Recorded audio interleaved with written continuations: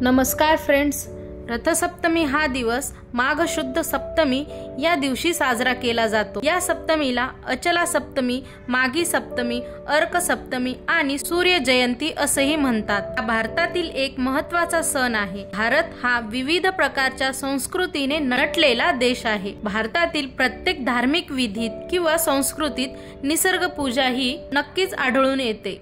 निसर्गाचा मुख्य घटक असलेल्या सूर्याची उपासना आणि कृतज्ञता व्यक्त करण्यासाठीच रथसप्तमी ही विविध पद्धतीने विविध राज्यात साजरी केली जाते। चला तर जाणून घेऊया रथसप्तमी बद्दलची माहिती। रथसप्तमी साजरी करण्यामागे धार्मिक व वैज्ञानिक कारणे सांगितली जातात।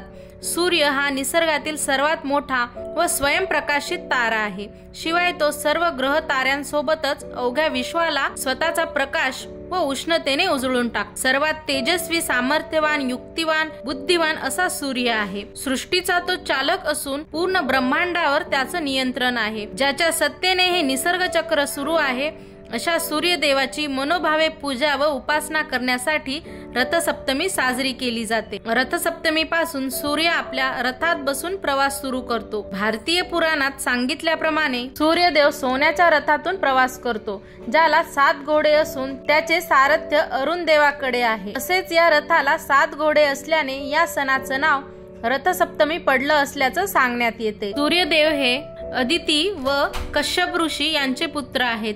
रथसप्तमी हा त्यांचा जन्मदिवस मानला जातो। रथसप्तमी हा सण सूर्य उत्तरायणात मार्गक्रमण करत असल्याचे सूचक आहे। या दिवसापासून हळूहळू तापमानात व सूर्याच्या तेजात वाढ होत असते। दक्षिणायनात रथहीन झालेला सूर्य उत्तरायणात रथस्थ होतो अशी समजूत आहे। विविध राज्यात अनेक पद्धतीने रथसप्तमी साजरी करतात। दक्षिण भारतात मोठ्या उत्साहात सूर्यदेवाची पूजा केली जाते। दक्षिणेत या सणाला ब्रह्मोत्सव असेही म्हणतात। भारतातील सूर्य मंदिरांमध्ये या दिवशी रथयात्रा देखील असते। पुराणात सांगितल्याप्रमाणे या दिवशी पूजा पाठ केल्याने संतान प्राप्ती होते, म्हणूनच या सणाला आरोग्य सप्तमी किंवा पुत्र सप्तमी असे देखील म्हटले जाते। रथसप्तमीच्या पूजेमध्ये सर्वात महत्त्वाची असते ती म्हणजे रांगोळी। रथसप्तमीच्या दिवशी सूर्यदेवाची रांगोळी, रथाच्या आकाराची किंवा 7 रंग असलेली रांगोळी काढतात। यात सुंदर पाना फुलांच्या सजावटीमध्ये सूर्यदेवाचा रथ काढला जातो। दक्षिण भारतात तर खास मुगळू रांगोळी काढली जाते।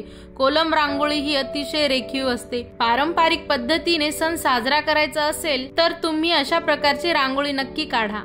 अशाच नवनवीन माहितींसाठी चॅनलला लाईक, शेअर आणि सबस्क्राईब करा। धन्यवाद।